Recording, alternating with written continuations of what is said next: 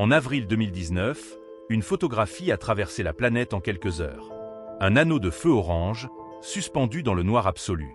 Le premier portrait jamais capturé d'un trou noir, celui qui dort au centre de la galaxie M87, à 55 millions d'années-lumière de nous. Les scientifiques ont parlé d'une prouesse historique. Ils ont dit que l'humanité venait enfin de voir ce qu'elle soupçonnait depuis toujours. Mais 2000 ans avant cette image, un texte interdit racontait déjà quelque chose qui lui ressemble étrangement. Le livre d'Hénoch. Un manuscrit ancien, banni des Bibles occidentales, mais conservé intact par une église que peu de gens connaissent.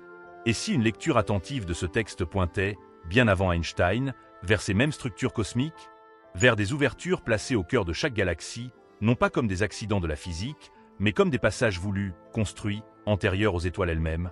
Ce soir, nous n'allons pas seulement regarder une photo de la NASA. Nous allons ouvrir un livre que l'histoire a voulu faire taire. Et vous ne verrez plus jamais ces anneaux de lumière de la même façon. Avant d'aller plus loin, il faut comprendre ce qu'est réellement ce texte. Le livre d'Hénoch n'est pas une légende inventée pour les besoins d'une théorie. C'est un document juif ancien, rédigé par fragments entre le IIIe siècle avant notre ère et le 1er siècle après. Il porte le nom d'Hénoch, une figure biblique décrite comme ayant marché si près de Dieu qu'il aurait été emmené vivant, sans connaître la mort.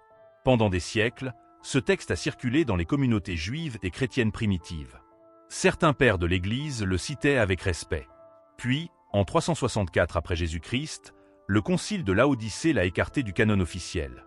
Il a presque disparu d'Occident, réduit à quelques mentions éparses, considéré comme une curiosité, puis oublié. Mais il n'a jamais disparu partout. L'Église orthodoxe éthiopienne l'a conservé, traduit, recopié, transmis de génération en génération, comme une écriture sainte à part entière. Et au XXe siècle, la découverte des manuscrits de la mer Morte, à Qumran, a confirmé quelque chose de troublant. Des fragments d'Hénoch en araméen, vieux de plus de 2000 ans, prouvant que ce texte n'était pas une invention tardive, mais une source authentiquement ancienne. Ce que ce livre raconte ensuite continue de diviser les chercheurs. Et une partie de ce qu'il décrit n'a presque jamais été discutée publiquement.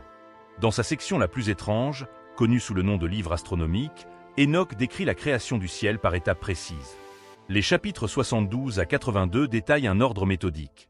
Des structures sont mises en place, puis les lumières du ciel viennent les habiter. Ce n'est pas un poème vague sur les étoiles. C'est une séquence, presque une architecture. Et c'est là qu'une lecture symbolique attire l'attention de certains chercheurs indépendants.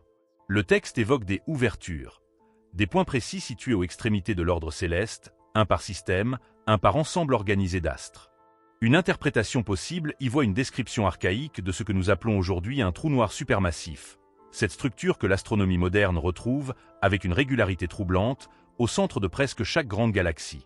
Ce qui frappe, dans cette lecture, ce n'est pas seulement la position de ces ouvertures. C'est leur place dans la chronologie du texte. Elles apparaissent avant la formation des lumières célestes, avant les étoiles elles-mêmes. Pas comme un résidu d'un astre mort, mais comme une fondation posée en premier, sur laquelle le reste de la création viendrait ensuite s'appuyer. Un point sombre entouré de lumière, plus ancien que le feu qu'il semble contenir. C'est exactement l'image que le télescope Event Horizon a capturée en 2019. Un anneau de matière incandescente, autour d'un centre d'obscurité totale. Certains y voient une coïncidence frappante entre un texte vieux de 2 millénaires et une photographie prise l'année dernière par un réseau de télescopes couvrant la Terre entière. D'autres y voient bien plus qu'une coïncidence. Une porte, posée là, avant même que la lumière n'existe pour l'éclairer. Si cette ouverture est bien un passage, alors une question s'impose. Un passage vers quoi? C'est ici que le texte devient réellement dérangeant. Une lecture symbolique de ce seuil suggère qu'il ne mène pas vers le néant, mais vers un second monde. Une création parallèle, structurée comme la nôtre, avec un sol, une atmosphère, une lumière propre. Un monde habité, mais pas par n'importe qui. Par une civilisation qui, selon cette interprétation, se serait développée sans jamais connaître ce que la nôtre a subi.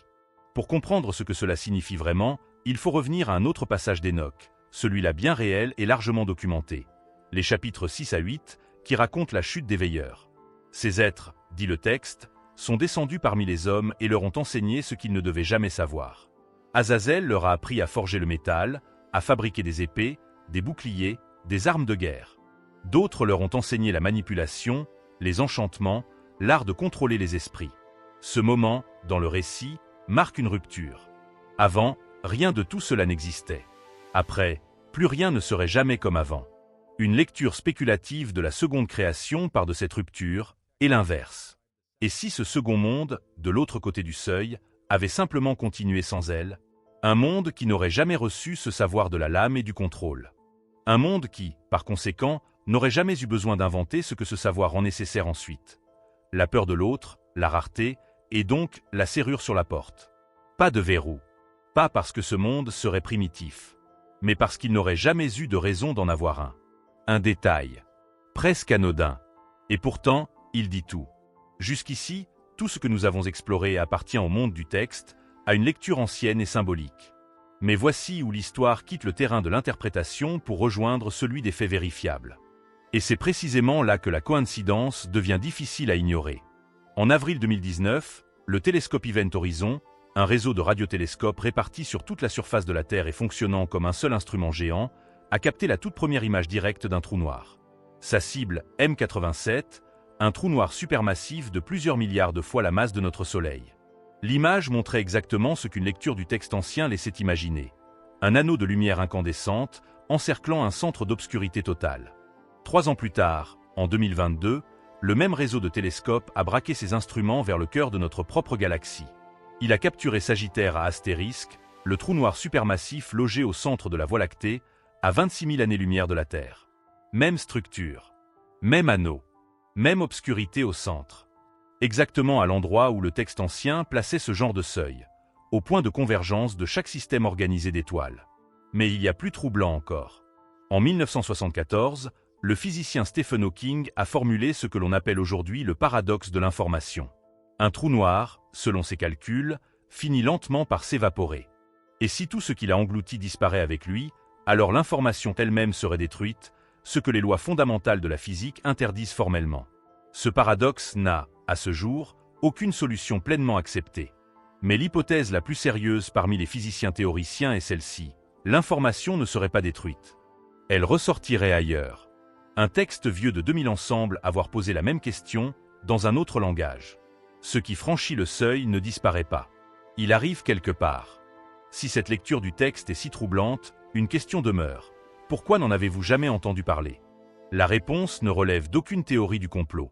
Elle est inscrite noir sur blanc dans l'histoire religieuse occidentale, documentée, datée, signée par des noms que tout historien du christianisme reconnaît. Tout commence en 364 après Jésus-Christ, au concile de Laodicée. Les évêques réunis y dressent la liste des textes reconnus comme sacrés. Le livre d'Enoch n'y figure pas. Il est écarté, sans grand débat, relégué au rang de curiosité. Un siècle plus tard, un homme va enfoncer le clou. Saint Augustin, dans la Cité de Dieu, s'attaque frontalement à une idée qu'il juge dangereuse, celle de mondes multiples, de créations parallèles à la nôtre. Il écrit contre les philosophes épicuriens de son temps, mais son argument frappe aussi, presque involontairement, en plein cœur d'un texte comme Enoch. Car si un second monde existe vraiment, avec ses propres habitants, alors la Terre n'est plus l'unique objet de l'attention divine. Toute la théologie qu'Augustin construit repose sur le contraire.